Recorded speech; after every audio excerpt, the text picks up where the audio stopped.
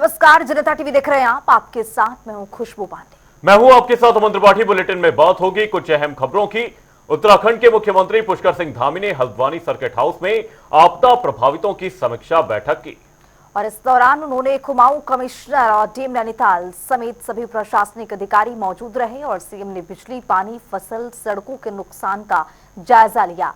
कहा कि इस आपदा में सरकार आपदा प्रभावितों के साथ पूरी तरह से खड़ी है।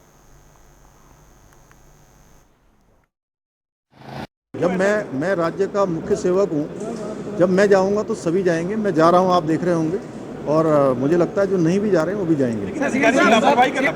कोई लापरवाही करेगा तो उसके खिलाफ उसका उत्तरदायित्व फिक्स किया जाएगा। और इस समय हम लोगों को, सब लोगों को जो आपदा पीड़ित हैं, आपदा से प्रभावित हैं, हमारा सबका प्रयास होना चाहिए, चाहे वो हमारे जनप्रतिनिधि हों, चाहे पक्ष विपक्ष के लोग हों, चाहे हमारा अधिकारी वर्ग हो, कर्मचारी वर्ग हो, या हमारा मीडिया का भी वर्ग हो, उनकी भी उत्तरदायित्व है। उनको भी जो है ऐसे समय में आपदा पीड़ितों को, आपदा प्रभावितों को किस प्रकार से मरहम लग सकता है, किस प्रकार से हम उनके जख्मों को भर सकते हैं, किस प्रकार से उनके साथ खड़े हो सकते हैं, क्योंकि उन्होंने अपने स्वजनों को खोया है, बड़ी पीड़ा उनको हुई है। उस पीड़ा में हम सब साथ खड़े हों, हमारे लिए, पूरे राज्य के लिए एक चुनौती है। ऐसी चुनौती के अवसर पर हम सारी चीज़ों को भूलकर सबसे पहले हमारा काम होना चाहिए कि हम उनकी मदद करें, उनकी सहायता करें।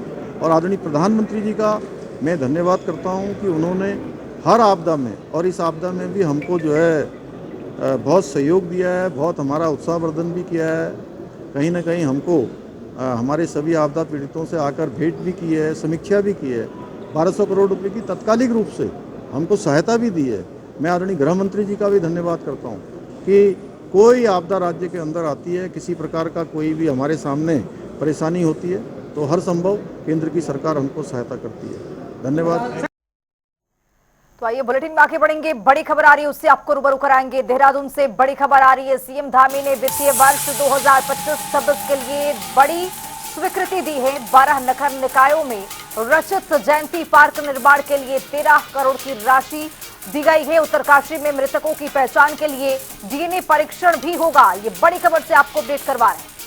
उधम सिंह नगर में आपदा राहत के लिए 10 करोड़ को मंजूरी दी गई है। वहीं पौड़ी में अतिवृष्टि और बाढ़ राहत के लिए 3 करोड़ रुपए मंजूर किए गए हैं। हरिद्वार और ऋषिकेश में सीवर नेटवर्क मजबूत करने के लिए 100 करोड़ रुपए पास किए गए। वहीं सीएम ने कुल 127 करोड़ रुपए की वित्तीय स्वीकृति प्रदान की। तो बड़ी खबर, ये बड़ा अपडेट। उत्तरकाशी में मृतकों की पहचान के लिए भी मुख्यमंत्री ने यहां पर बड़ा ऐलान कर दिया है। और आपको बताते चले कि उधम सिंह नगर में आपदा राहत के लिए भी बहुत बड़ा ऐलान किया गया है।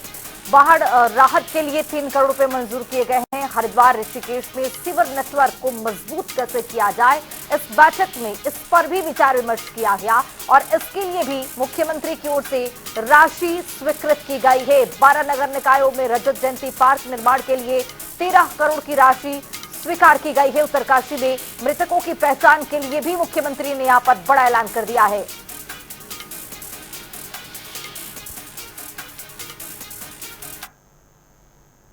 और रुक करेंगे देहरादून से अगली बड़ी खबर की ओर। इस वक्त की बड़ी और अहम जानकारी। सीएम धामी ने आपदा से हुई क्षति की समीक्षा की है। विद्युत, पेयजल और मोटर मार्गों की अद्यतन स्थिति पर बैठक की है।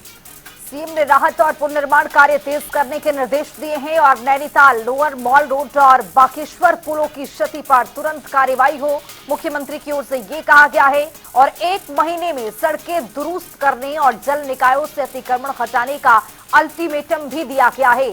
ठेकेदार अधिकारी जवाबदेह होंगे। घटिया हॉट मिक्स कार्य पर सख्त रुख अपनाने के लिए कहा गया है कि कोई भी अब गड़बड़ी नहीं होगी, गड़बड़ झाला यहां पर देखने को नहीं मिलेगा। मुख्यमंत्री ने सख्त हिदायत दी है।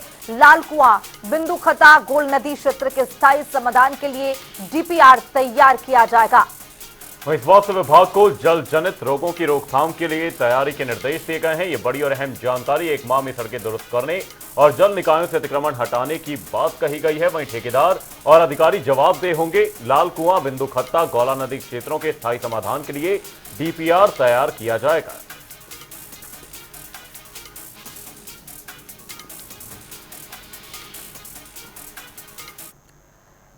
सीधे आपको ले चलेंगे चमोली, जहां पर मुख्यमंत्री पुष्कर सिंह धामी आपदा से ग्रसित क्षेत्रों का दौरा कर रहे हैं। तस्वीरों के जरिए जरा देखिए किस तरह से यहां पर भारी तबाही आपदा ने मचाया है और यही बचा है कि यहां पर भारी नुकसान पहुंचा है। तस्वीरों के जरिए आप अंदाजा लगाइए कि ये नुकसान किस तरह से दिख रहा है।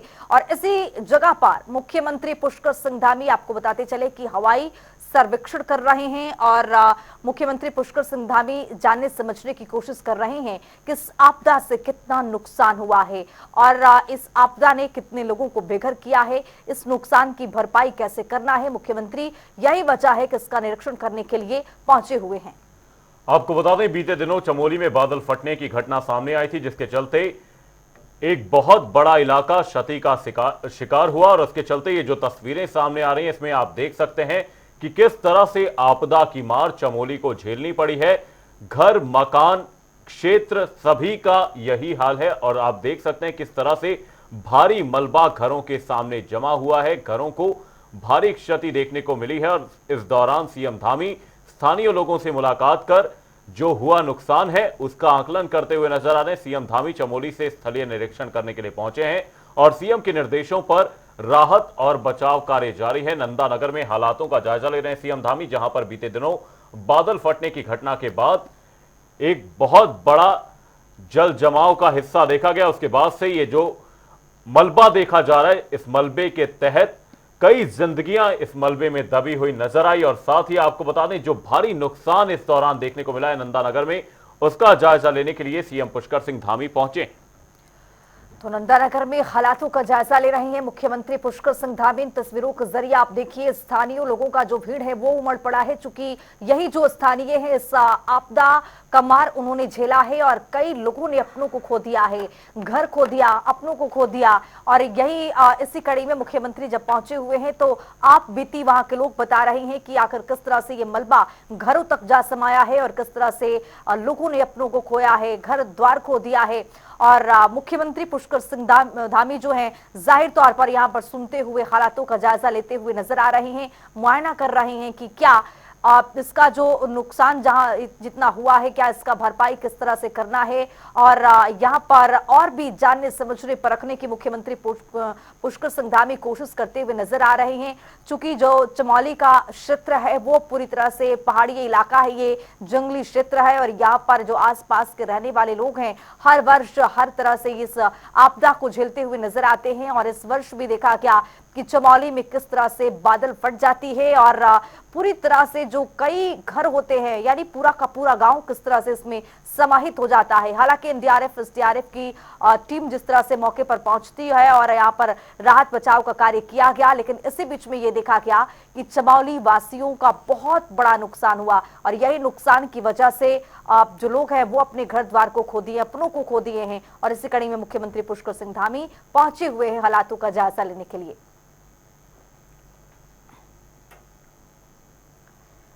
बुलेटिन में आगे बढ़ेंगे, बड़ी खबर आ रही है उससे आपको रूबरू कराएंगे। बड़ी खबर, बड़ा अपडेट, ब्रेकिंग न्यूज। बड़ी खबर, केंद्रीय गृह मंत्री ने सीएम से फोन पर बातचीत की है। ये बड़ी खबर से आपको रूबरू करा रहे हैं। उत्तराखंड में आई आपदा में राहत बचाव की जानकारी ली है। राज्य सरकार को हर संभव सहयोग और सहायता देने के लिए आश्वासित किया है गृह मंत्री अमित शाह ने। केंद्रीय गृह मंत्री अमित शाह ने सीएम पुष्कर सिंह धामी से फोन पर बातचीत की है। आपको बता दें उत्तराखंड में आई आपदा में राहत बचाव की जानकारी ली है। बीते दिनों चमोली में बादल फटने से भारी आपदा देखी गई, लोगों को काफी नुकसान इस दौरान झेलना पड़ा। जल, जमीन, संसाधन सभी को इस आपदा ने अपनी चपेट में ले लिया। केंद्रीय गृह मंत्री ने सीएम पुष्कर सिंह धामी से फोन पर बातचीत कर राज्य सरकार को हर संभव सहयोग और सहायता का आश्वासन दिया है, साथ ही राहत बचाव कार्यों की जानकारी दी। तो आपको बताते चले कि उत्तराखंड इस बार फिर से आपदा के चपेट में रहा है और किस तरह से मानसून का जो प्रभाव रहा है वो देखने को मिला है। और इसी कड़ी में राज्य सरकार को हर संभव सहयोग और सहायता का आश्वासन दिया गया है केंद्रीय गृह मंत्री अमित शाह की ओर से। उन्होंने कहा है कि अगर कोई भी जरूरत पड़े तो आप फौरन बताइए, यहाँ से राहत सामग्री दी जाएगी। राहत के लिए भी आश्वासन दिया है और मुख्यमंत्री पुष्कर सिंह धामी की ओर से भी आभार व्यक्त किया गया है केंद्रीय गृह मंत्री अमित शाह का।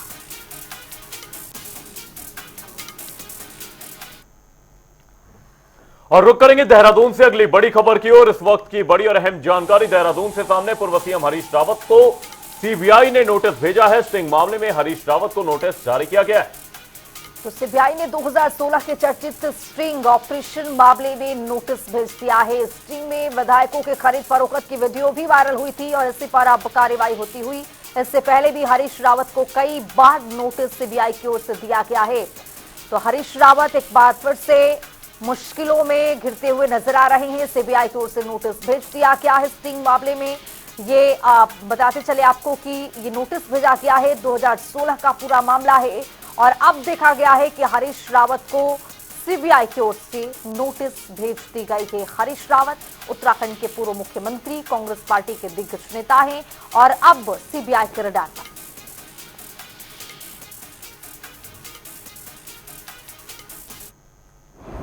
आज लंबे दिनों के बाद फिर सीबीआई के दोस्तों को मेरी याद आई है। इससे लगता है कि अब फिर विधानसभा के चुनाव आने जा रहे हैं और भाजपा के दोस्त जिनके हाथ में सीबीआई ने अपनी इंडिपेंडेंस, अपनी स्वायत्तता पूरी तरीके से, अपनी इंडिपेंडेंस, अपनी स्वायत्तता पूरी तरीके से कंप्रोमाइज़ कर ली है।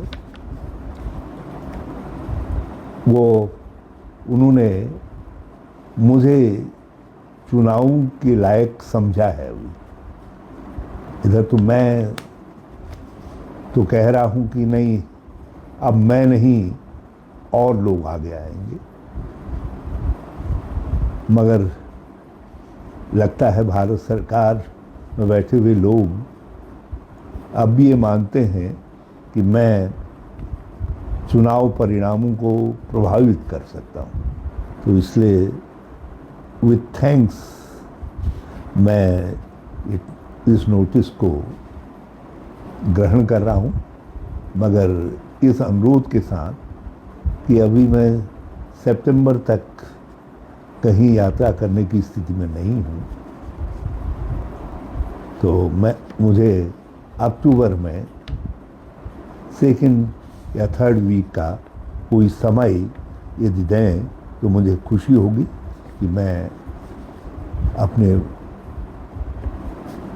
बयान रिकॉर्ड कराने या जिस चीज़ के लिए भी वो बुला रहे हों, मैं उन सीबीआई के हेडक्वार्टर में हाजिर होऊंगा। उत्तराखंड के कैबिनेट मंत्री गणेश जोशी ने मसूरी विधानसभा के आपदा प्रभावित क्षेत्रों का दौरा कर राहत कार्यों की समीक्षा की है। तो साथ ही उन्होंने भूस्खलन और बारिश से प्रभावित इलाकों का जायजा लिया, जनता से संवाद किया और अधिकारियों को तत्काल कार्रवाई के निर्देश भी दिए। इस बार शादी की सबसे त्रासदी की सबसे भीषण आपदा मेरे विधानसभा क्षेत्र में आई है।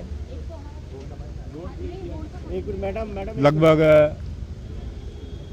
अभी तक 8 बॉडी रिकवर नहीं हुई हैं, 1100 मिल चुके हैं। जगह जगह लैंडस्लाइड हो गया है, रोड वॉश आउट हो गई है, 3 पुल टूट गए हैं।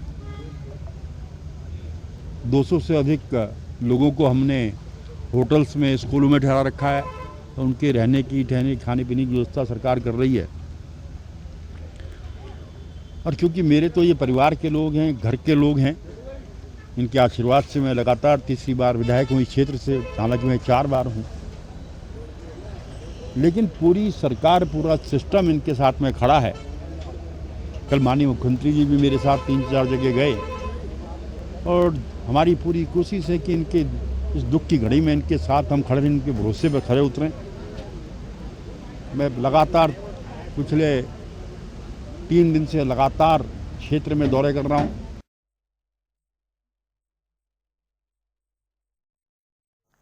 तो उत्तराखंड में इस मानसून में भारी बारिश से आई आपदा में जनजीवन पूरी तरह से प्रभावित हो गया है।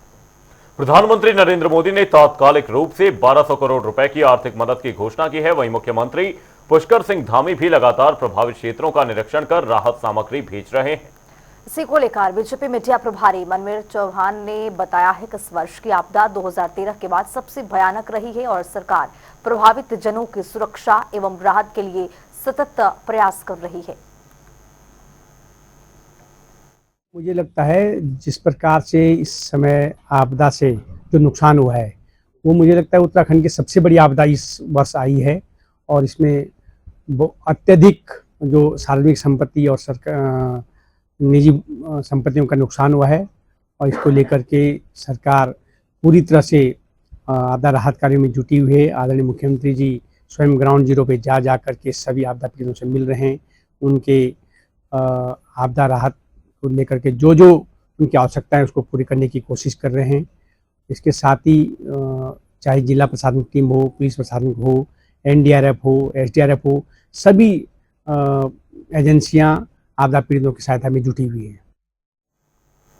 रुड़की के मंगलौर कोतवाली क्षेत्र में लहबोली गांव के जंगल में एक युवक का शव पेड़ से लटका मिला। बता दें कि इससे पहले 18 सितंबर को वन्नाखेड़ी गांव में भी युवक का शव इसी तरीके से पाया गया था।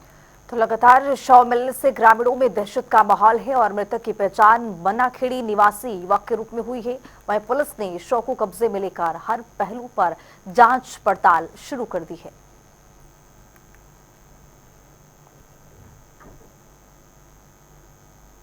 उत्तराखंड में भारी बारिश का दौर जारी है और इसी को लेकर मौसम विभाग ने अगले कई दिनों तक इसी तरह के मौसम की चेतावनी दी है। वहीं मौसम निदेशक चंद्र सिंह तोमर ने बताया है कि मध्यम बारिश की संभावना बनी हुई है। साथ ही उन्होंने लोगों से अपील की है कि बरसात के दौरान पहाड़ी इलाकों में यात्रा न करें और नदियों के किनारे जाने से बचें ताकि आपदा के खतरे से बचा जा सके। आने वाले जो दिन हैं उनके जो अगले 24 घंटे हैं उसमें तो हम अनेक स्थानों पे प्रदेश के लगभग सभी जिलों में हम ये उम्मीद कर रहे हैं कि हल्के से मध्यम दर्जे की बारिश का उम्मीद है। उसके बाद जो है थोड़ा सा ये जो बारिश कुछ जनपदों में ही जो है ज़्यादा अनेक स्थानों पर रहने का उम्मीद है, जैसे कि देहरादून, पौड़ी है, हमारा पिथौरागढ़, नैनीताल जिले हैं। बाकी जगह पर कहीं कहीं पे हल्के से मध्यम दर्जे की बारिश 21 से लेकर 22 तारीख के बीच में कहीं कहीं पूरे प्रदेश में बारिश का अनुमान है, मतलब कि बारिश का डिस्ट्रीब्यूशन कम हो रहा है। 23, 24 और 25 तारीख में जो है जो पहाड़ी जिले हैं उसमें हम उम्मीद करें अनेक स्थानों पे हल्की से मध्यम दर्जे की बारिश, और जबकि जो मैदानी इलाकों से लगे हुए जिले हैं उनमें कम कहीं कहीं पर ही बारिश की अनुमान है। जहाँ तक वार्निंग का अनुमान है उसमें जो है अगले 24 घंटे के लिए कहीं कहीं पे जो है कुछ जनपदों में हम हैवी रेनफॉल का अनुमान है लगा रहे हैं, जैसे कि देहरादून हो गया, टिहरी, पौड़ी और पिथौरागढ़ हो गया, चंपावत और नैनीताल जिले हैं। बाकी जगहों पे भी येलो अलर्ट है, इन जिलों में भी येलो अलर्ट है। तो भारी बारिश का बाकी और जगह पे नहीं है। इसके बाद भी हम अगले जो है 5 दिन के लिए भारी बारिश का किसी जिले में हमारी अभी अनुमान नहीं है। जहाँ पे है वहाँ पे येलो अलर्ट ही, जैसे मैंने बताया पहाड़ी जिलों में। तो अगले 23 तारीख तक का यही हमारा जो है वार्निंग अलर्ट है। तो सीमांत पिथौरागढ़ जिले में 2014 में मौसम के साथ हुए दुष्कर्म और हत्या के मामले में धामी सरकार सुप्रीम कोर्ट में रिव्यू पिटीशन दाखिल करेगी। बता दें कि कानूनी सलाहकारों के साथ चर्चा के बाद सरकार ने पुनर्विचार याचिका दायर करने का निर्णय लिया है। वहीं इसी को लेकर बीजेपी प्रदेश अध्यक्ष महेंद्र भट्ट ने कहा कि मुख्यमंत्री ने स्पष्ट निर्देश दिए हैं कि ऐसे अपराधों से सख्ती से निपटा जाएगा और दोषियों को कड़ी सजा मिलेगी।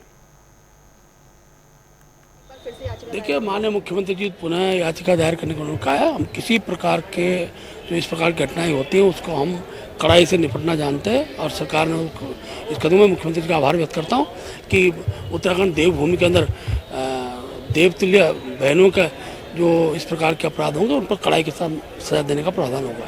सरकारी कार्य तो आपने घोषणा कर।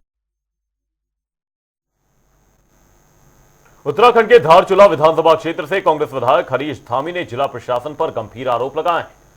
उन्होंने विधानसभा अध्यक्ष को पत्र लिखकर जिलाधिकारी, अपर जिलाधिकारी और उप जिलाधिकारी मुनस्यारी और उप जिलाधिकारी धारचूला के खिलाफ कार्रवाई की मांग की। साथ ही विधायक ने कहा कि आपदा के दौरान सड़कों के बंद होने से लोग प्रभावित हैं, लेकिन अधिकारी फोन तक नहीं उठा रहे हैं, जिससे आम जनता की परेशानी दिन पर दिन बढ़ती जा रही है। बरसात के बाद भी आपदा का समय रहता है, लेकिन इस समय तो पूरा प्रदेश आपदा की चपेट में है। परसों सुबह सुबह मेरे को नामिक और सोबला और धामी गांव से 3 जगह से रिक्वेस्ट आया कि हेली की व्यवस्था करवा दीजिए, क्योंकि वहाँ सड़क नहीं है आपदा के कारण, और काफ़ी बुजुर्ग और मरीज थे। तो मैंने उसके लिए जो है प्रशासन को व्हाट्सएप भी किया और उनको बताया भी। उन्होंने कहा ठीक है हम कर रहे हैं, लेकिन उसके बाद 2 बजे तक मैं कॉल करते रहा, किसी ने कोई जवाब नहीं दिया। तो मुझे मजबूरन फिर माननीय मुख्यमंत्री जी को भी लिखना पड़ा, विधानसभा अध्यक्ष जी को भी लिखा। मेरा ये मानना है कि आप कभी अगर जनप्रतिनिधि का फ़ोन नहीं उठाते, एक मैसेज डाल दीजिए कि वो हम मीटिंग में व्यस्त हैं या ये दिक्कत है। क्योंकि पब्लिक तो अधिकारी को करती नहीं, वो जनप्रतिनिधि को ही परेशान करती है। बाकी रही बात पिथौरागढ़ जिले की, तो पिथौरागढ़ जिला तो भगवान भरोसे। मैंने 6 महीने पहले जिलाधिकारी को आपदा के सूची मांगी, भैया आपने मेरी विधानसभा में कितना पैसा किस किस मद पर आवंटन किया और कौन कौन सी योजना है। आज तक उसका जवाब नहीं मिला। पहली बार ऐसा जिलाधिकारी देखा जो जनप्रतिनिधियों को जो है जवाब देना उचित नहीं समझता है। तो निश्चित तौर पर मैंने तो कहा था मैं इसको विधानसभा में भी जो है विशेषाधिकार खनन में लाऊंगा। इस बार आप देख रहे हैं कि विधानसभा हमारी कानून व्यवस्था के उसमें चल नहीं पाई, लेकिन निश्चित तौर पर जैसे विधानसभा चलेगा, हाउस चलेगा। तो चलिए फिलहाल इस बुलेटिन में भी इतना ही। देश और दुनिया की तमाम खबरों के लिए बने रहिए जनता टीवी।